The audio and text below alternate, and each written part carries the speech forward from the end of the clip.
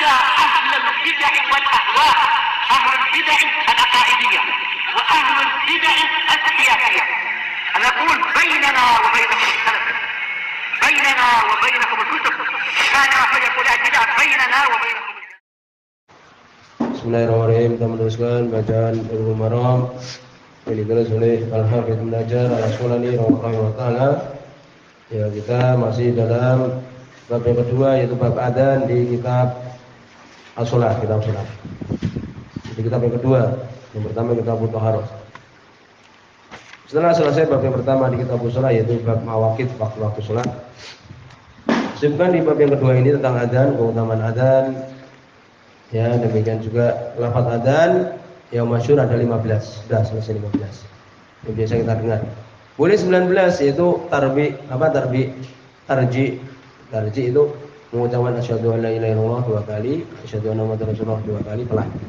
Kemudian baru dikeraskan, boleh. Ya, itu telah lewat bahasanya. Kemudian juga lafaz as-shalatu khairum minan naum sudah kita sebutkan, yaitu diucapkan di adzan yang pertama sebelum adzan subuh. Bahkan Imam As-San'ani di Subul Salam mengatakan, ya, dari maknanya jelas, tidak perlu kemudian yang biasa orang berdebat dalam masalah ini. Sudah secara makna bahwa as-shalatu khairum minan naum itu untuk membangunkan orang yang tidur supaya sholat malam, kan itu. Bukan untuk menunjukkan waktu sholat subuh, enggak. Ya, demikian. Kemudian juga ya disebutkan tentang meletakkan jari ketika adzan, ya. Amalan kaum muslim demikian. Hadisnya dhaif. Tapi Syalbani mensahihkan, hadis setelah lewat itu, Syalbani mensahihkan. Dan demikian juga ke arah kanan, demikian juga ke arah kiri. Hadis dalam Sahih Bukhari dan Sahih Muslim, hadis Abu Juhaifah, yakni beliau melihat Bilal, ya, mengikuti mulutnya Bilal ke sana dan ke sana, ini kanan ke kiri, ketika hayya 'alas shalah, ya, dan hayya 'alal falah. Wallahu alam, demikian amalan kaum muslimin.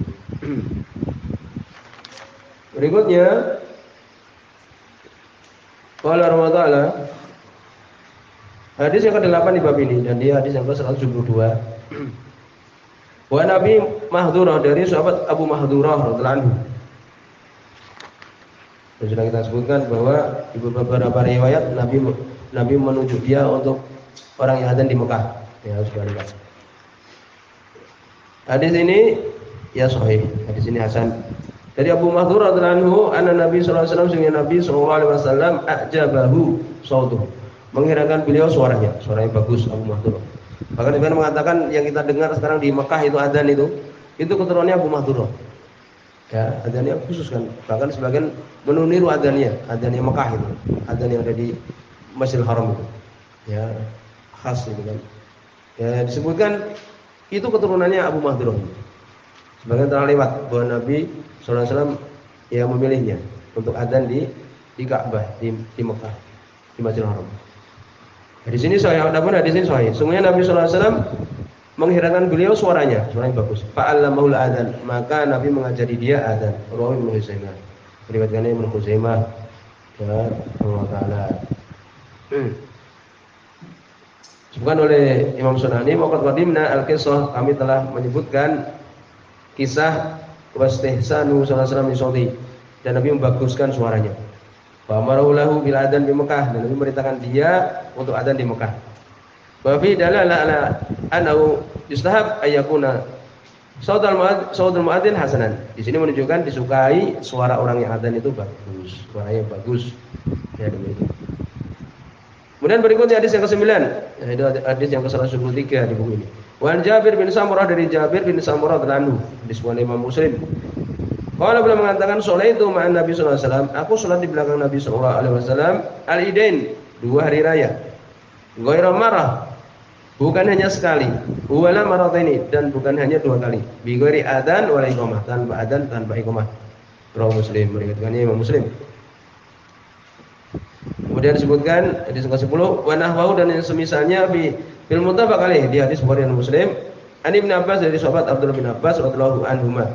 Wa ghairi, dan yang selainnya. Ya, dengan hadis Ibnu Abbas dan yang selainnya. Sebagai Imam Sunani minas sahabat, dari sahabat-sahabat yang lain. Ya, demikian. Maka di sini ada beberapa permasalahan ya yang kita bisa bahas. Ya dari hadis ini tadi tentang ya bagaimana adab ketika adzan. Setelah tadi ya amalan kaum muslimin meletakkan ya jari telunjuk ini di mana, di telinga. Demikian juga ke kanan dan kiri. Adapun berputar hadisnya dhaif ya. Ya demikian. Maka di sini ada beberapa adab ketika adzan. Pertama istiqbalul kiblah, menghadap ke arah kiblat. Bahkan di Tauhidul Ahkam Syekh Bassam rahimahullah taala menyebutkan ya bahkan ketika hayya 'alas shalah ilal falah itu apa? Tetap menghadap ke arah kiblat. Kecuali kalau di atas menara. Hadis tentang menara semuanya dhaif ya.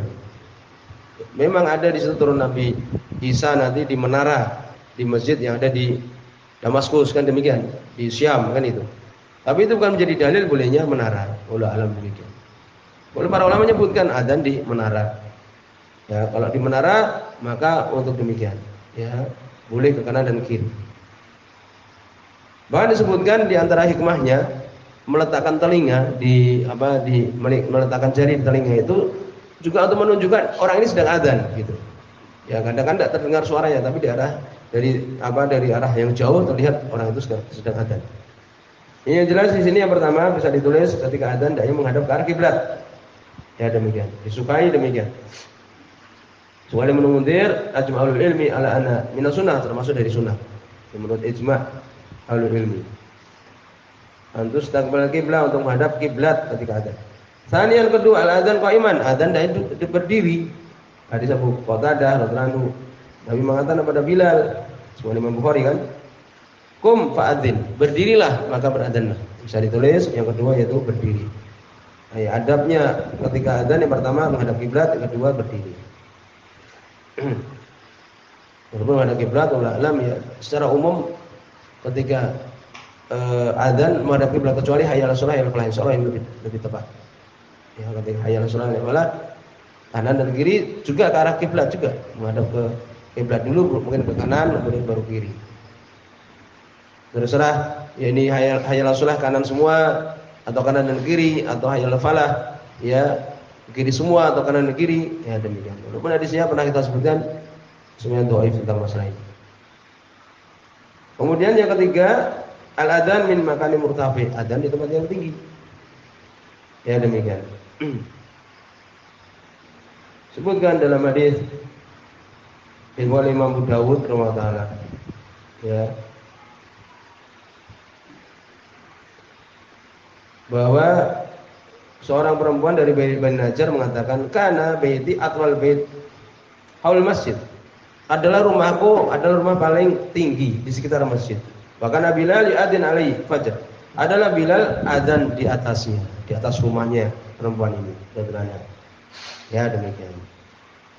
Kemudian dalam Sahih Bukhari, Sahih Muslim itu ya tentang adzan yang pertama dan adzan yang kedua itu sebelum subuh itu kan. Adzan yang pertama kemudian adzan yang kedua yaitu yang ketika waktu subuh. Disebutkan bahwa jaraknya itu walam yakun bainahuma ila yanzila hadza wa yarqa hadza. Jaraknya itu tidak terlalu lama. Ini turunnya ini kemudian naiknya ini. Itu antara adzan yang pertama dan adzan kedua. Walaupun para ulama menyebutkan boleh setengah jam atau sekitar itu. Ini menunjukkan apa? Turun berarti di tempat yang tinggi. Adzan disunahkan untuk di tempat yang tinggi. Itu kalau apa? Tidak ada pengarah suara. Kalau ada pengarah suara cukup sudah di bawah. Dan itu demikian para ulama menyebutkan. Ya. Sebagian mengatakan tetap di luar. Adzan yang pakai mic tapi di luar. Pernah dulu kita lakukan. Tapi ulama alam yang benar adalah di dalam saja. Kalau pakai mic. Tapi kalau tidak pakai mic ya di luar supaya didengar, kan demikian. Kemudian disebutkan adapun iqamat bagaimana? Iqamat disebutkan oleh Imam Nawawi rahimahullah taala belum menukilkan ucapan ya al-Mahamili di Majmu' Syarh Muhadzab. Wala yustahab fil iqamah an takun ala mawdi' ali. Tidak disukai ketika iqamat di tempat yang tinggi. Sudah di masjid. Iqamat di masjid saja. Paham? Sudah selesai. Ya demikian. Kemudian juga disebutkan para ulama dari hadis Abu Mahdurah yang Nabi sallallahu alaihi wasallam ya beliau heran, takjub terhadap suara beliau. Kemudian Nabi mengajari adzan. Ya, dari situ disebutkan oleh Ibnu Qudamah rahimahullah taala idza tasaha nafsan bil adzan, apabila dua orang berselisih ya adzan, ketika mengetahui keutamaan adzan sudah lewat, keutamaannya orang yang adzan sudah lewat, akhirnya berlomba-lomba ini keduanya atau banyak orang ingin adzan, mana yang didahulukan, bisa ditulis ya. Apabila terjadi perselisihan, yang didahulukan untuk adzan bagaimana ya, tapi kadang-kadang suatu tempat tidak ada yang mau adzan padahal keutamaan besar.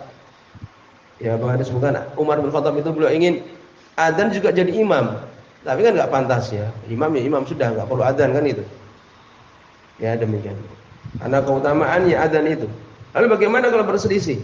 Juga sebagian tempat dulu ketika kita belajar itu shaf awal itu berlomba-lomba setiap hari, setiap sholat 5 waktu itu.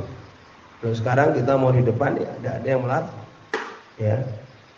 Lalu bagaimana kalau terjadi perselisihan? Ya bisa ditulis apabila berselisih di dalam adzan mana didahulukan qaddima akmaluhuma fil khisal al-mu'tabarah, maka didahulukan yang lebih sempurna dari hal-hal yang dianggap.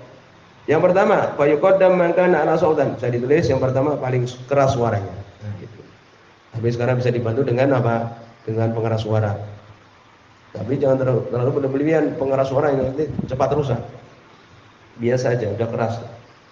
Kemudian ya, sebutkan dalilnya adalah ya, Nabi mengatakan kepada Abdul bin Zaid, "Alqihi ala Bilal, ajari Bilal, sampaikan kepada Bilal, fa inau anda sautan minka, sungguh dia itu lebih keras suaranya darimu." Nah, itu. Kemudian yang kedua li sautihi, suaranya keras, suaranya kedua suaranya bagus. Oleh karena itu Nabi milih siapa? Abu Mahdurah yang tadi kita baca di sini. Ya itu. Kemudian yang ketiga adalah man kana ablaq bi ma'rifatil waqt, yang paling tahu waktu. Enggak sembarangan adzan. Sering kita bicarakan subuh lebih berhati-hati, kita 10 menit ditambah dari waktu orang awam itu, dari waktu abadi itu. Demikian zuhur dimajukan sedikit juga. Ya karena kita melihat dengan menggunakan tongkat itu dahulukan, lebih dimajukan sedikit, 10 menit lebih aman. Zuhur ya demikian. Asar kadang-kadang. Yang penting tadi subuh dan zuhur. Ya jadi orangnya mengenal waktu. Yang kedua, asyadu muhafadzatan alaih, sangat menjaga. Bukan semangat-semangatan adzan, enggak, memang menjaga adzan. Ya. Sehingga kadang-kadang ditunjuk siapa yang adzan ini, punya tanggung jawab. Kemudian yang kelima, man yartadihi jiron, tetangganya ridho. Nah, bukan orang penjahat namanya, orang-orang enggak suka orang ini orang penjahat suruh adzan. Nah, jadi orang yang disukai tetangganya. Insyaallah di sini baik semua di dalam secara doib. Ya. Kemudian juga yang keenam, a'afu anin nadhar, paling menjaga diri dari memandang. Dulu kan adzannya di tempat yang tinggi. Kalau orangnya yang suka orang yang tidak menjaga pandangan, melihat ke sana ke sini, dia adzan malah melihat ke sana ke sini. Ya itu. Jadi orang yang menjaga pandangan. Bagaimana kalau kemudian sama, semuanya 6 sisi semua sama? Uqri'a bainahuma, diundi. Ya ini undian, ya diundi, ya itu. Dan ini tidak terjadi. Mau adzan kapan aja, tidak ada orang yang berebutan itu. Kemudian juga larangan talhin fil adzan. Talhin itu lahan, ya panjang pendeknya enggak benar.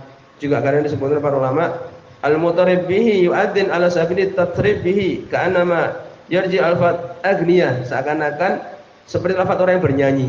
Ya, jangan adzan seperti orang bernyanyi, ya sepantasnya. Ya demikian.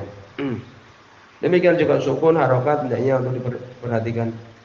Bagaimana berbicara ketika adzan? Kesimpulannya, kalau ada kebutuhan, lagi adzan di situ ada ular, awas itu ular. Nah, ketika penting sekali boleh.